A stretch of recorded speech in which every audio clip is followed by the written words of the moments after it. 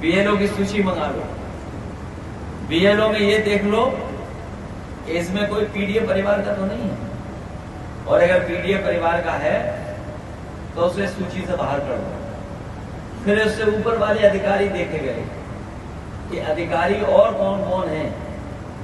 जब उन्होंने उसकी भी सूची मंगा ली, उसमें भी पूरा सफाया कर दिया पीडीए के परिवार का, तब उन्होंने चुनाव की तारीख घोषित की है। लेकिन बीजेपी के लोग इन्हें भूल रहे हैं। अभी तो हम लोगों ने उन्हें उत्तर प्रदेश में हराया है, इंडिया गठबंधन ने और पीडीए ने मिलकर के 36 सीटें प्लस 7 43 सीटें हार गए।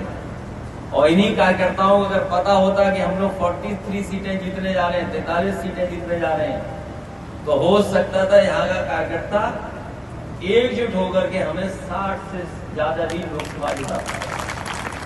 और अब तो हम लोग बीजेपी को हराना जान गए हैं, रणनीति बनाना जान गए हैं, लोगों का सम्मान कर करके उनको जोड़ना जान गए हैं, दूसरों को जगह दे करके त्याग करना जान गए हैं। तो देख लेना आप आने वाले समय में उत्तर प्रदेश में परिणाम, ऐसा परिणाम आएगा कि कभी बीजेपी ने सोचा नहीं होगा।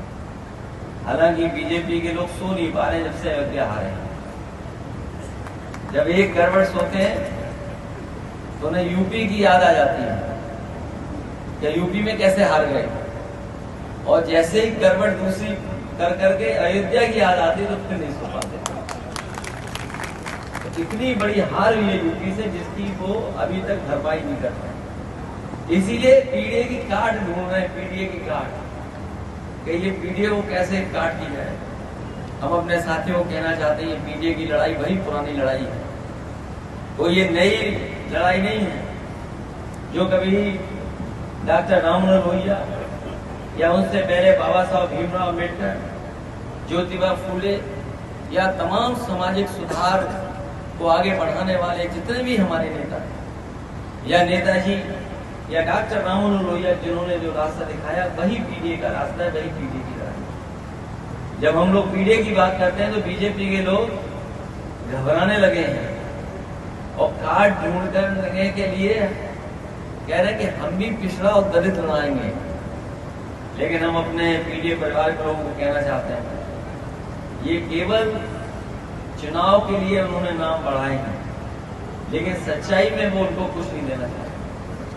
पिछले 10 साल दिल्ली के और अभी तक उत्तर प्रदेश के सरकार ने जितना भेदभाव किया उसकी कोई कल्पना नहीं कर सकता।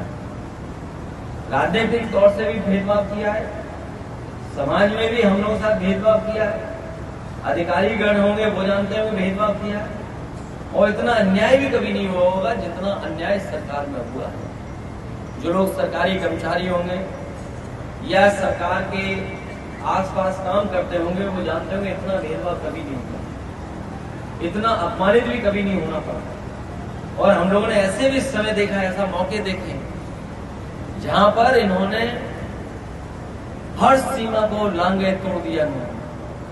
हाल ही में आपको याद होगा जब सुल्तानपुर की डकैती हुई और सुल्तानपुर की डकैती को लेकर के पूरे प्रदेश में भारतीय जनता पार्टी की बदनामी हुई कि भारतीय जनता पार्टी की सरकार में लगातार बैंकें लूटी जा रही हैं, बैंकें लूट रही हैं, एटीएम लूट रही हैं, सुनारों को मारा जा रहा है, सुनार लूटे जा रहे हैं।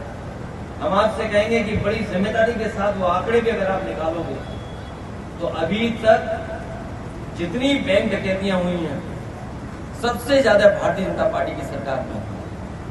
इसके साथ साथ हमारे सुनार या सोने का काम करने वाले कारोबारियों का सबसे ज्यादा हत्या अगर कभी हुई है तो भारतीय जनता पार्टी की सरकार में। जब वो जवाब नहीं दे पाए तो आपको याद होगा मंगेश यादव की इन्होंने हत्या करने का काम किया, और उस पर भी जब सवाल हम लोगों ने खड़े किए तो सोचिए सरकार ने क्या किया, बैलेंस करने के लिए एक छतरी को मार दिया। बताइए कहीं हत्या करके बैलेंस किया जा सकता है क्या किसी को? पहले तो आपने एक हत्या की और फिर उसको बैलेंस करने के लिए दूसरी हत्या कर दी। इस सरकार ने मुठभेड़ के बहाने एक हत्या नहीं की है, 2-2 हत्याएं की हैं।